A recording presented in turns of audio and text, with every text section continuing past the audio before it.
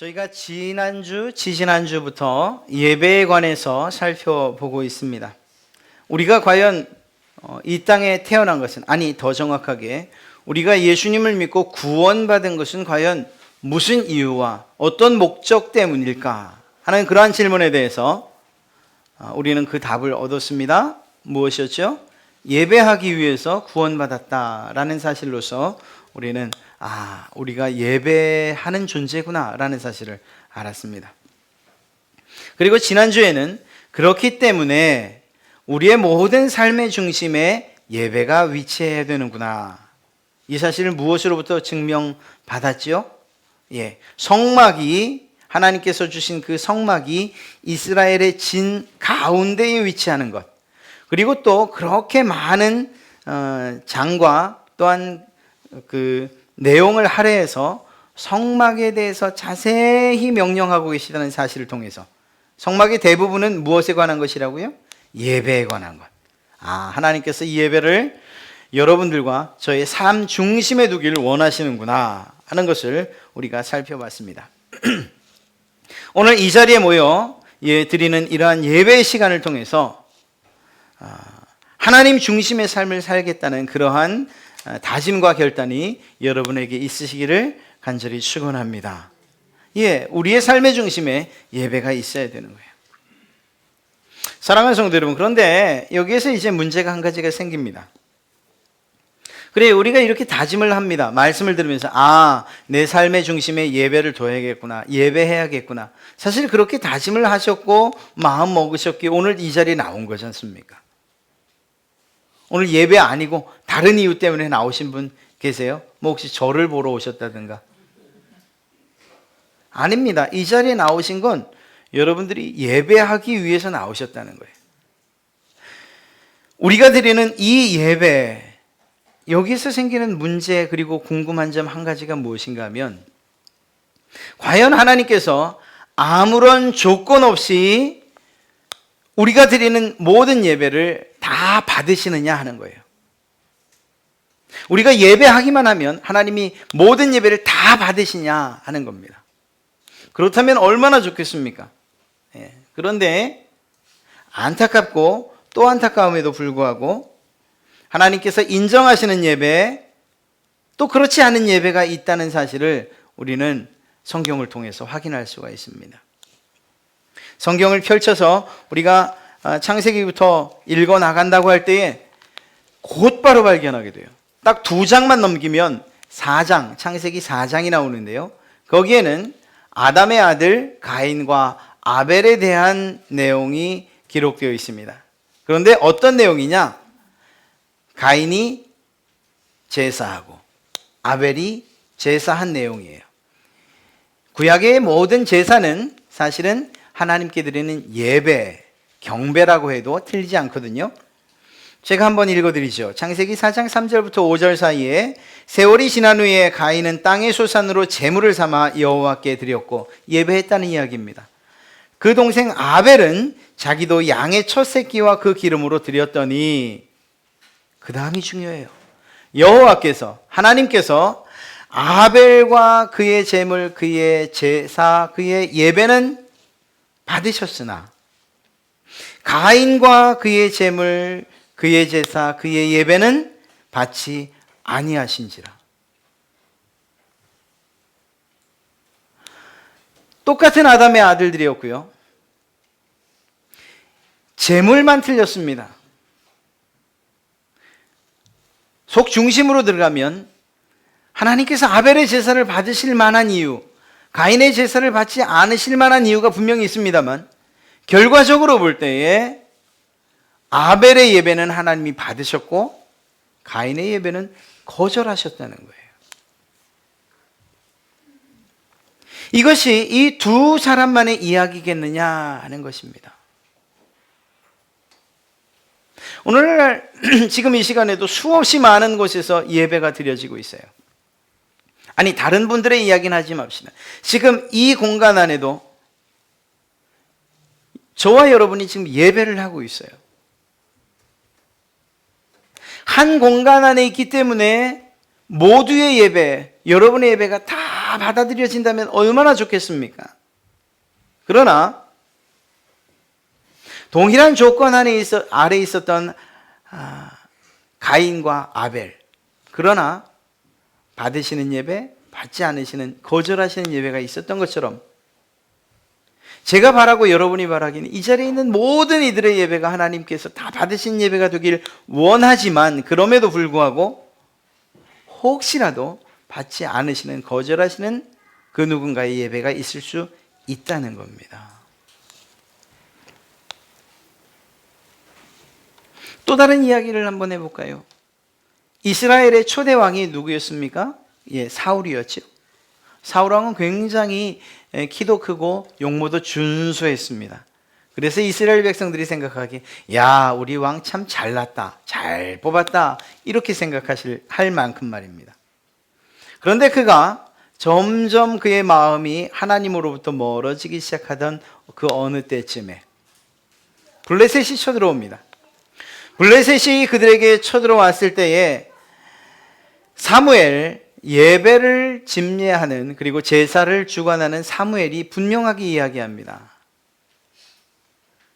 또한 그 사무엘이 예배하러 오기까지 기다려야 했습니다. 그 자리에 있지 않았거든요. 사울은 기다리면 됐어요.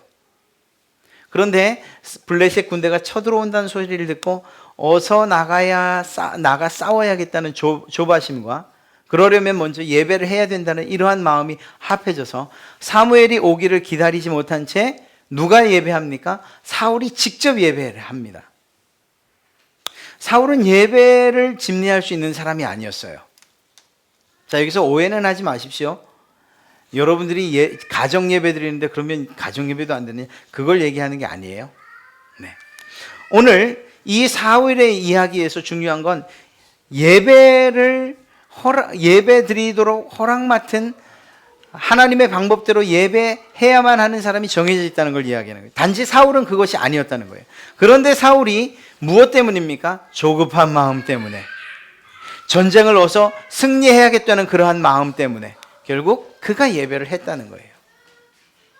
하나님께서는 이러한 사울에 대해서 사무엘의 입을 통해서 분명하고 명확하게 한마디를 하십니다. 무엇이라고 말합니까? 사울에게 이르되 왕이 망령되이 행했습니다.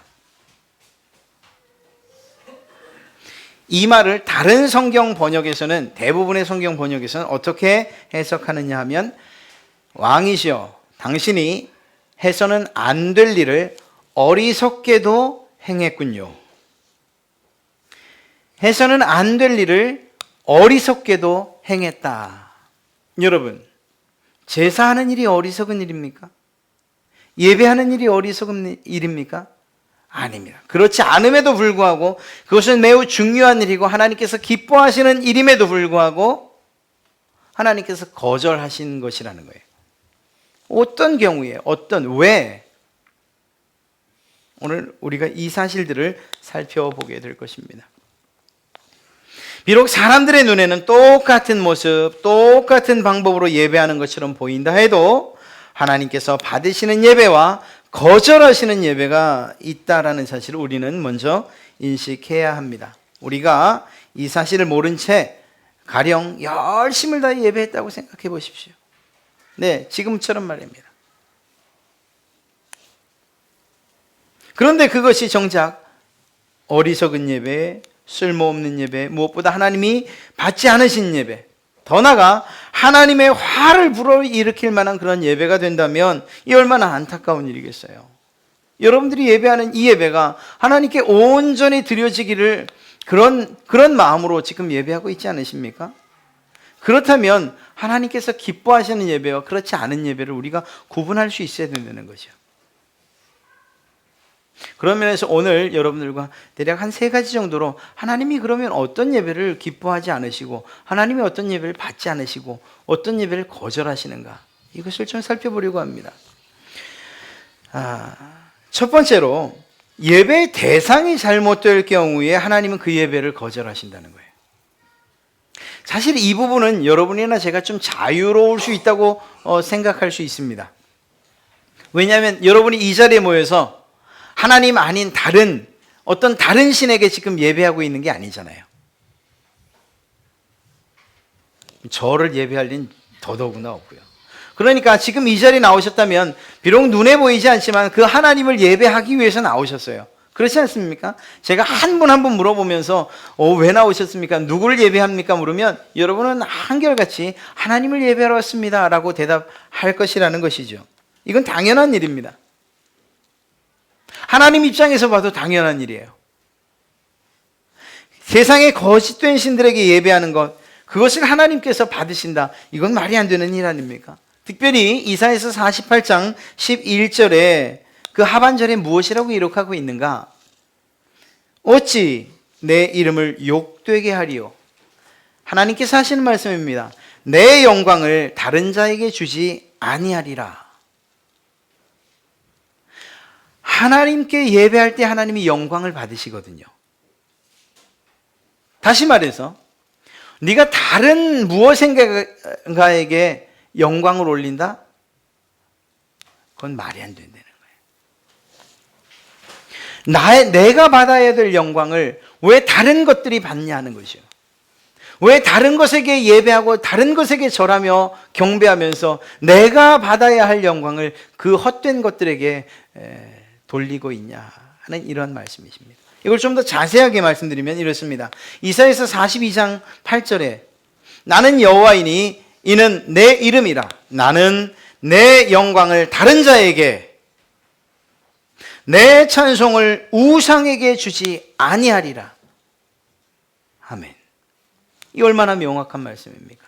하나님께서 하나님에게 돌려줘야 될 찬송과 하나님만이 받으셔야 될 영광, 그것을 알고 계신다, 잊지 않으신다는 거예요. 그리고 그것은 다른 신들에게나 다른 우상에게 돌려질 것이 아니라고 말씀하고 계신 것입니다. 또 다른 표현으로 하나님은 나는 질투하는 하나님이라고 이야기하십니다. 하나님만이 예배받기에 합당하신 분이라는 거예요. 여러분의 유일한 예배의 대상은 누구이십니까? 하나님이 되실 줄로 믿습니다. 그분이 되셔야만 합니다.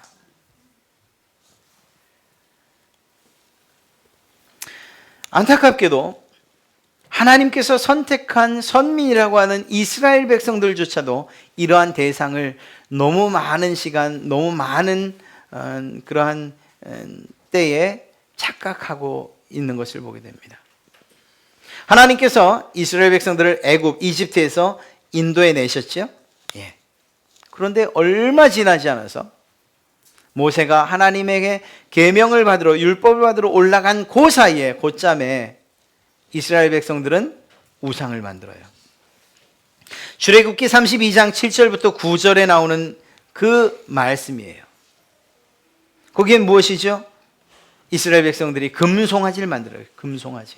그리고 그것을 향하여서 무엇이라고 말합니까? 이것이 우리를 애굽에서 인도해낸 신이다. 그리고 거기서 날뛰며 그것을 예배하지요. 하나님께서 그래, 너희가 비록 내 모습은 아니지만 내 이름을 향하여 예배하니 참 갸륵하다, 이렇게 말씀하셨습니까? 아닙니다. 아닙니다. 이것이 우리를 애굽에서 인도하여낸 신이다, 하나님이다 라고 말했지만 그것이 하나님이 아니라는 사실을 하나님도 알고 모세도 알고 실은 이스라엘 백성도 알고 있었어요. 그러니 하나님께서 그들을, 그 헛된 거짓 신들에게 절하고 우상에게 절하는 그들을 벌하지 않으실 수 있냐는 거예요. 하나님께서 그렇게 벌하는 자들, 그들의 예배를 하나님 기쁘게 받으실 리가 있습니까? 그렇지 않다는 것입니다. 여러분, 우리의 온전한 예배의 대상은 오직 하나님이 되셔야 할 줄로 믿습니다. 여러분의 예배, 여러분이 이 자리에 나와서 예배하기 위해서 나오시잖아요. 그러면 다른 이야기하고 또 다른 이런 잡담이 아니고요. 여러분 정말 마음을 다해서 기도하셔야 돼요. 무엇을 기도하시겠습니까? 하나님, 오늘도 내가 예배하는 온전한 대상 오직 하나님이기에 그 하나님만을 예배하게 해 주십시오. 내가 다른 것을 예배하는 것이 아니라 하나님만 예배하기 원합니다. 이것이 우리의 기도가 되어야 되는 거예요. 사랑하는 성도 여러분, 모든 사람에게는 종교성이라는 게 있습니다. 믿는 사람이나 믿지 않는 사람에게나 다 있습니다. 그래서 여러분들은 그 종교성, 하나님께서 모든 사람에게 주신 이 종교성을 활용해서 참신이신 하나님을 찾아서 잘 오신 거예요. 그러면 이렇게 하나님께로 참된 신이 하나님이십니다 라고 고백하지 않는 다른 사람들은 이 종교성을 어떻게 활용할까요? 이 하나님이 아닌 다른 것들을 찾아가는 거예요. 그래서 어떤 사람들은 형상, 거짓된 형상들을 찾아갑니다. 그래서 나무로 혹은 돌로 조각해 놓은 것들, 혹은 산, 바다 등등, 혹은 뭐 성황당해서 정말 그 오래된 나무들, 고목들, 신령하다고 생각되는 바위들, 이런 것들을 자기들의 경배와 예배의 대상으로 삼아요. 또 어떤 사람들은 초자연적이거나 아니면 상상 속의 것들을 자기의 우상과 또한 믿을 신으로 섬깁니다. 예를 들면 명상을 한다든가 단을 한다든가 혹은 어떤 기운, 정신의 어떤 세계, 이런, 혹은 심지어는 우주인, 이러한 것들을 섬김의 대상과 예배의 대상으로 삼습니다. 또 사람이 우상이 될 수도 있어요. 이건 뭐 사실은 여러분이나 저도 매우 주의해야 될 일들이죠. 하나님보다 더 사랑하는 것이 있다면 그것을 우상이라고 우리는 이야기할 수 있잖아요. 그런 면에서 볼 때 남편이나 혹은 아내 혹은 자식들 혹은 친구들, 참 받아들이기 쉬운 어려운 이야기이긴 하지만 그러나 그들도, 그 사람들도 우리의 우상이 될 여지가 있다는 거죠. 심지어는 나 자신도 우상이 될 수 있어요. 이렇게 말하잖아요. 하나님이 어디 있어? 차라리 내 주먹을 믿지. 나를 믿어. 난 나를 믿지. 난 아무도 못 믿어. 예, 그렇게 이야기할 수 있어요. 그러나 그 또한 무엇을 믿는 것입니까?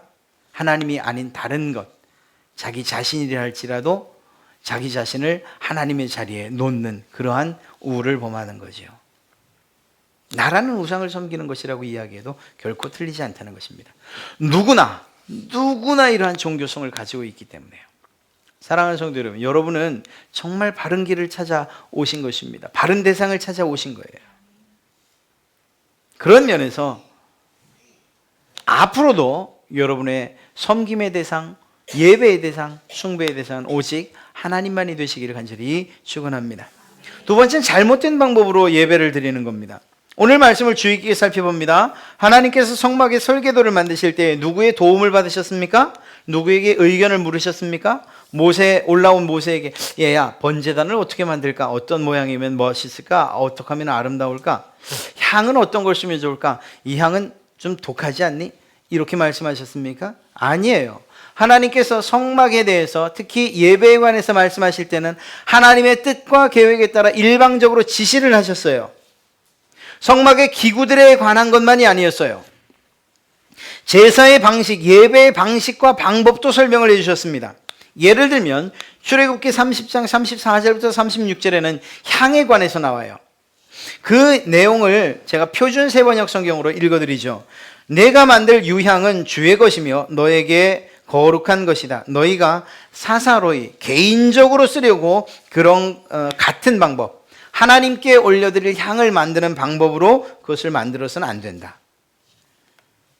그 냄새를 즐기려고 이와 같은 것을 만드는 사람은 누구든지 그 백성에게서 끊어질 것이다. 하나님께서 하나님의 제사에, 하나님의 예배에 사용될 향을 특별히 만드는 방법 알려주셨다는 거예요. 뿐만 아니라 번제단에 사용되는 불도 하나님께서 직접 내려주셨어요. 하나님께서 붙여주신 그 불, 혹시 꺼졌다고 해서 꺼뜨려지면 안 되지만 그것이 꺼졌다고 해서 내가 부싯돌을 가지고 해서 제사장이니까 제사 드려야 된다는 막연한 의무감을 가지고 불을 만든다든가, 또 이 향보다는 사람들이 더 좋아할 만한 새로운 향을 만든다든가 하는 이런 방법들을 하나님이 금지하셨다는 것입니다. 하나님의 방법이 있는 거예요. 하나님께서 이러한 명령들을 하셨다는 것입니다. 여러분, 오늘 우리가 읽었던 말씀 가운데 두 명이 등장을 하죠. 나답과 아비후. 이 사람들은 제사장 수업을 받는 사람들이었어요. 특별히 대제사장이 될 사람이었어요. 왜냐하면 아론이라는 사람의 아들이었잖아요. 아론이 바로 대제사장이었거든요. 이스라엘 사람들의 이 직제는요, 그 아버지를 따라서 이렇게 승계가 되어 있습니다. 그래서 아버지가 대제사장이었으면 그 가문에서 대제사장이 나오게끔 되어 있었어요. 그러니까 나답과 아비후는 제사장의 수업을 잘 받다가 나중에 누군가가 대제사장이 될 사람이에요. 그러니 그들이 얼마나 마음과 정성을 다해서 하나님 앞에서 예배했겠습니까? 출애굽기 24장 1절 말씀을 보면 또 모세에게 이르되 하나님께서 말씀하시는 게 너는 아론과 나답과 아비후와, 여기 보세요. 아론 이름만이 아니라 그 아들들 두 명의 이름이 같이 거론되죠. 이스라엘 장로 70명과 함께 여호와께로 올라와 멀리서 경배하고, 하나님을 예배하는 데 있어서 빠지지 않았다는 거예요. 대표성을 지닌 사람이 바로 나답과 아비후였어요. 그런데 이렇게 잘 훈련받고 준비됐던 나답과 아비후가 어떤 생각을 가지고 하나님이 명령하시지 않은 다른 불로 예배를 했는지는 모르겠어요. 제가 말씀드리는 의도는 뭔가 하면요, 적어도 나답과 아비후, 대제사장이 될 사람들, 훈련받았던 사람들이기 때문에 하나님을 무시하거나 하나님께 드린 예배를 경홀히 여겨서 그냥 아무 불로나 예배했던 건 아니라는 거예요. 네? 그들 마음 가운데는 예배의 집례자로서, 제사장으로서 마땅히 하나님 앞에서 어떻게 예배해야 되는지, 어떤 자세로 예배해야 되는지를 알고 있는 사람이었다는 거예요. 그럼에도 불구하고 이유는 알 수 없지만 그들이 다른 불로 예배했다는 거예요. 다른 방법으로 예배했다는 거예요. 정말 안타깝고 또 놀라운 것은 하나님께서 그들을 그 자리에서 즉사시키셨다는 거예요. 하나님 정말 너무합니다. 아론이 그 생각할까요? 할 수 있었어요. 그래서 오늘 말씀에 그러한 생각을 하지 말라고 명령하셨어요. 무슨 얘기인가 하면요, 그 둘이 죽었지 않습니까? 하나님께서 드리라고 한 하나님의 방법대로 예배하지 않았고 하나님께서 주지 않은 다른 불로 예배했을 때 그들이 죽었어요. 자, 얼마나 애통합니까? 얼마나 속상합니까? 생아들을 정말 다 키워놓고 이제 조금 지나면 대제사장이 될 그 아들들을 잃었으니 부모의 마음이 얼마나 안타깝겠어요? 그러니 눈물 날까요? 나죠. 옷을 찢고 싶고 애통한 표현을 하고 싶을까요? 하고 싶지요. 그런데 하나님께서 무엇이라고 해요? 그런 짓 하지 마. 그 아이들을 위해서 슬퍼해 줄 거야, 다른 이스라엘 백성들이. 그러나 너희는 그 아들 때문에 슬퍼하지 마. 또 무엇이라고 말합니까? 회막을 떠나지 마. 아들들이 죽은 건 안타깝지만 그 죽음의 이유가 하나님 앞에 올바로 예배하지 않았다는 것에 있다는 것, 그것이 하나님에게 죄가 됐다는 것을 잊지 말라는 거예요. 그러니 그들 때문에 아론과 그의 가족들이 슬퍼하거나 혹은 회막을 떠나는 일이 있어서는 안 된다라고 명령하셨던 것입니다. 이러한 경고는 또 다른 사람에게서도 볼 수 있어요. 여러분, 우사라는 사람을 아시죠? 우사. 으쌰가 아니고 우사. 네. 아마 안 잊어버리실지도 몰라요, 이제는. 그 사람은요, 레위 사람이었는데 고핫 자손의 사람이었어요. 고핫 자손. 이 레위라고 하는 지파에는 자손들 여러 사람들이 있잖아요. 그 사람들마다 하는 일들을 하나님이 다 정해 주셨어요. 그런데 이 고핫 자손이라고 하는 사람들이 해야 될 일은 무엇이었는가 하면 하나님의 법궤를 옮기는 일을 했어야 됩니다. 그리고 하나님께서 그 법궤를 옮기는 방법도 매우 친절하게 알려주셨어요. 법궤에 고리를 만들고 그 고리에 채를 끼워서 반드시 제사장들이 어깨에 메고 옮겨야 된다, 이렇게 아주 상세하고 자세하게 알려주셨어요. 그런데 이 법궤를 그만 블레셋 군대에 뺏긴 거예요. 그랬다가 이 법궤가 결국은 이스라엘 진영으로 돌아오게 되는 그때에 이 일을 담당했던 우사와 고핫 자손이 이 법궤를 옮깁니다. 이 사람들 생각에는 어떤 생각이 있었느냐? 야, 이 법궤를 우리가 어떻게 우리가 어깨에 맨단 말인가? 이 소중한 법궤를 우리 수레를 하나 만들자. 새 수레를 만들자. 깨끗한 아무것도 씻지 않은 최고급 수레를 하나 만들자. 그렇게 생각을 했습니다. 그리고 그 수레를 만들어 법궤를 옮깁니다. 그런데 그만 어느 정도 왔을 때 소가 펄쩍 뛴 겁니다. 그러니까 그 수레에 실려있던 법궤가 어떻게 되죠? 땅바닥에 곤두박질 치려고 하는 겁니다.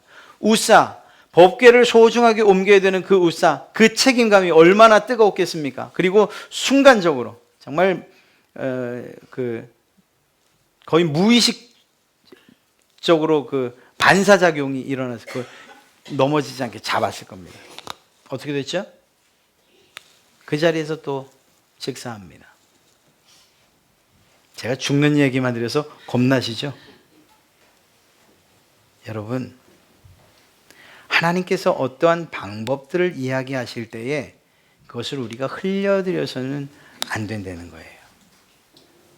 하나님께서 그렇게 명령하신 이유가 있는 거예요. 법궤는 절대 손을 댈 만한 물건이 아니라는 것이죠. 그 법궤 위에서는 하나님의 임재가 이루어지는 장소예요. 법궤 뚜껑 시은소라고 해서요. 두 천사의 날개가 맞닿는 그 부분, 은혜가 베풀어지는 곳, 하나님의 임재의 장소. 그래서 사람이 손으로 되는 게 아니에요. 하나님께서 정하신 방법 아닌 내 생각대로 더 잘 할 수 있을 것 같은, 더 멋질 것 같은 이런 방법들 과감히 버리라는 거예요. 자, 이렇게 이야기하면 여러분들이 궁금해지. 그러면 하나님이 정하신 방법이라는 게 도대체 뭐예요? 여기는 이렇게 예배하고 저기는 저런 스타일로 예배하고 아프리카에서 가면 뭐 펄쩍펄쩍 뛰면서 예배한다면서요. 어디는 그냥 엄격하게 예배하고 어디는 그냥 찬양 예배하면서. 그러면 다 다른데 하나님은 어떤 기준을 드신다는 거예요? 여러분, 하나님께서 이야기하시는 이 방법의 선을 넘느냐 안 넘느냐는 이거예요. 어떻게 하면 이 예배가 더 거룩해질 수 있을까? 우리의 머리와 우리의 생각으로 만약에 제 목사인 제가 이 조명을 좀 바꾸면 좀 더 거룩해 보이겠지. 여기를 더 캄캄하게 하고 여기만 빛이 쫙 비추게. 제 모습이 마음에 안 들면 십자가 하나 딱 여기다 딱 걸어놓은 거 십자가만 쫙. 기도할 때 파이프 오르간으로 듣기만 해도 막 거룩함이 막 뚝뚝뚝 떨어지게 만드는 거예요. 하나님의 거룩은 그렇게 만들어지는 게 아니라는 겁니다. 하나님께 올려드리는 영광은 그렇게 조작되는 게 아니라는 거예요. 왜냐? 하나님은 원래 영광스러우신 분이고 원래 부족함 없이 거룩하신 분이에요. 우리의 인위적으로 사람의 뜻과 생각 그리고 우리의 머리로 무엇인가를 기획하고 그리고 무엇인가를 사용해서 더 은혜를 끼치겠다? 이게 잘못된 방법이라는 거예요. 사랑하는 성도 여러분, 이러한 방법과 기준을 우리가 잘 생각하고 앞으로 좀 더 잘 배워나갑시다. 가장 중요한 것 한 가지 말씀드리고 마치겠습니다. 사실 첫 번째, 두 번째 이건 우리가 좀 잘 어긋날 수 있는 확률이 없어요. 거의 없어요. 예를 들면 여러분이 이 자리에 나와서 예배한다고 할 때 하나님 앞에 예배하잖아요. 그렇죠? 하나님 앞에 예배해요. 올바른 방법으로 예배하잖아요. 뭐 제가 다른 방법을 쓰거나 여러분들이 강요하지 않잖아요. 앞으로도 그럴 거예요. 앞으로도. 그렇다고 보면 예배의 대상과 예배의 방법에 대해서는 특별히 문제가 있을 수 사실은 없어요. 제가 이단이 되지 않는 이상은. 그렇게 본다면 지금 말씀드린 이 세 번째가 제일 중요한 거예요. 무슨 말인가 하면요, 우리가 올바른 대상으로 올바른 대상을 향하여 올바른 방법으로 예배를 드리고 있음에도 불구하고 우리의 태도가, 예배 태도가 하나님께서 받지 않으실 만한 태도가 있다라는 겁니다. 이제는 여기선 누구도 자유로울 수 없어요. 예배의 태도 말입니다. 예배의 태도. 사실 엄밀하게 따지면 가인과 아벨의 제사 때부터 그 이후에 이르는 모든 예배, 그 예배 가운데 하나님이 받지 않으신 그 이유가 무엇이냐? 예배자의 태도의 문제였어요. 그런 말이 어디 있어요? 아벨과 가인의 제사, 여러분, 만약에 그들의 예배, 그들의 제사, 제물의 문제가 있었다면 하나님께서 가인의 제물을 받지 않으시고 하나님께서 아벨의 제물을 받으셨다라고만 해야 됩니다. 그런데 그 앞에는요, 그렇게만 안 돼 있어요. 하나님께서 아벨과 아벨의 제물을 받으시고 하나님께서 가인과 가인의 제물을 받지 않으시고 더 중요한 게 그 사람이에요. 사람. 예배자의 태도. 마음의 태도이든 겉으로 드러나는 태도이든 예배의 태도가 더 중요하다는 것입니다. 그런 면에서 우리는 정말 하나님께서 무슨 말씀을 하시나 정신을 바짝 차리고 듣는 일이 필요한 거예요. 그것도 마땅히 우리 예배자가 해야 될 태도 가운데 하나이니까 말입니다. 올바른 태도로 예배를 드리는가? 온 마음으로 예배를 드리는가? 가장 좋은 것으로 예배하고 있는가? 하나님의 면전에서 하나님의 얼굴 앞에서 예배한다는 마음으로 예배하고 있는가? 이것이 중요한 것입니다. 이사야서 1장 11절에 그 이후에 이렇게 이야기합니다. 여호와께서 말씀하시되 너희의 무수한 재물이 내게 무엇이 유익하뇨? 여기서 재물은 다른 거 아니에요. 예배하기 위해서 가져오는 양, 소, 기타 등등 여러 가지 제사에 사용되는 재물들 말입니다. 그거 나 별로 유익하지 않다. 나한테 도움되지 않는다. 나는 순양의 번제와 살진 짐승의 기름에 배불렀고 나는 수송아지나 어린 양이나 수염소의 피를 기뻐하지 아니하노라. 아니, 하나님께서 피의 제사를 명령하셨는데 그 피 기뻐하지 않대요. 하나님께서 기름을 요구하셨는데 그 기름, 야 이젠 배불러, 내가 그거 더 이상 안 먹어도 돼, 이렇게 말씀하신다고요. 하나님께서. 여러분, 재물의 문제가 아니라는 것이에요. 너희가 내 앞에 보이러 오니 이것을 누가 너희에게 요구하였느냐? 내 마당만 밟을 뿐이니라. 헛된 재물을 다시 가져오지 말라. 분향은 내가 가증히 여기는 바요, 월삭과 안식일과 대회로 모이는 것도 그러하니 성회와 아울러 악을 행하는 것을 내가 견디지 못하겠노라. 예배와 함께 악을 행하는 것을 내가 견디지 못하겠노라. 여러분, 이것이 무엇을 말하는 겁니까? 여러분이 예배하러 나온 이 자리에서 드리는 이 시간, 1시간 반 동안의 예배만이 예배가 아니라는 거예요. 여러분이 계신 곳 있잖아요. 계신 곳. 가정, 직장, 이웃들. 그곳에서 악을 행하고 이 자리에 와서 예배한다. 그건 벌써 태도가 틀렸다는 거예요. 하나님이 기뻐하지 않으신다는 거예요. 그런 면에서 우리의 모든 예배는 전 삶의 영역에서 드려져야 된다는 거예요. 여러분이 계신 곳에서도 예배하는 마음으로 생활하고 그 마음을 가지고 예배하는 거예요.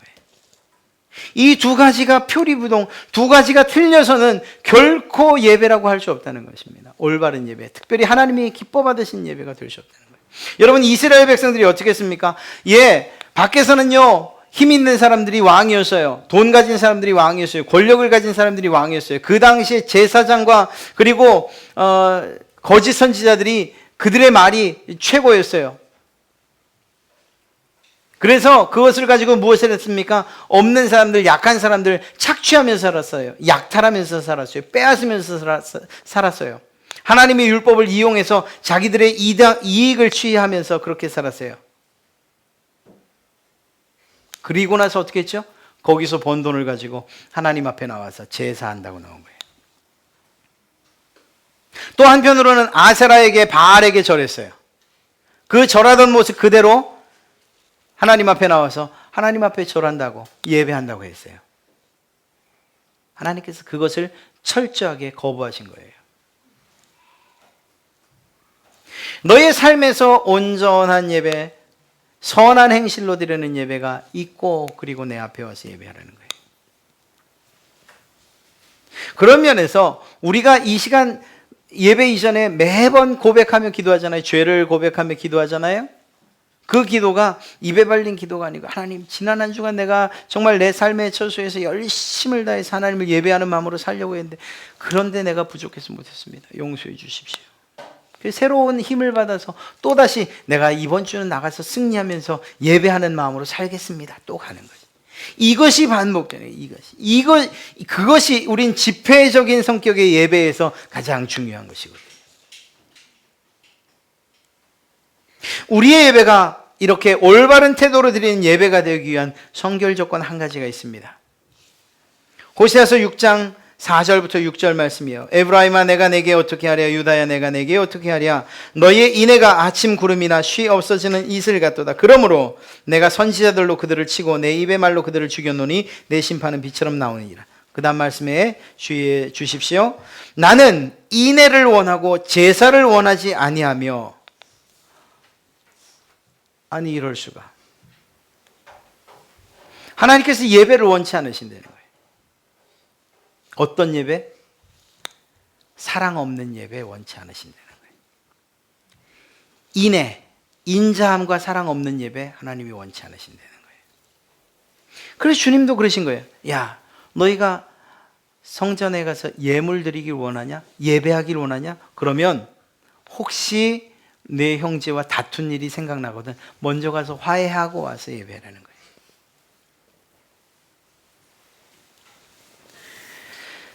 그리고 또 무엇이라고 말하십니까?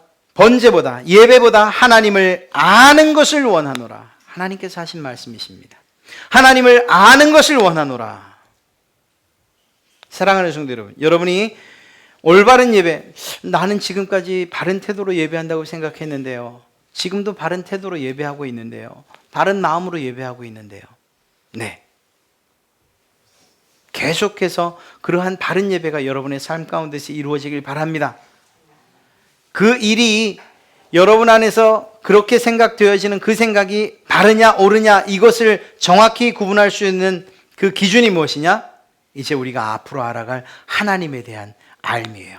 하나님에 대한 지식이 여러분 안에 가득 차고 하나님이 어떤 분인지 알면 알수록 내가 드리는 예배가 하나님 앞에서 바른 예배냐, 하나님께서 기뻐 받으시는 예배냐, 그리고 또한 하나님 앞에 올바로 드리는 예배냐, 이것을 여러분 스스로가 알게 될 것입니다. 무엇을 알면 알수록? 하나님을 알면 알수록 말입니다.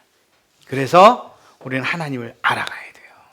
하나님을 알지 못하고서는 하나님께 예배 드린다는데 하나님도 알지 못하고, 하나님께 예배 드린다고 하면서 하나님이 알려주신 방법대로 예배하지도 아니하고, 하나님께 예배 드린다고 하면서 하나님 앞에서 예배 드리는 태도조차도 불량하다면, 그러면 그 예배는 하나님이 기뻐 받으실 수가 없는 거죠. 정말 감사한 것은 하나님께서 하나님의 속성과 하나님의 성품을 다 알려주시면서, 그러면서 그러니 너희가 이렇게 예배해라 말씀하고 계시다는 거예요. 사랑하는 성도 여러분, 우리가 또 지속적으로 하나님을 알아가는 그러한 말씀들을 통해서 여러분들이 하나님 앞에 바른 예배, 하나님께서 기뻐 받으시는 그러한 예배를 드리시는 그러한 여러분 되시기를 주의 이름으로 축원합니다.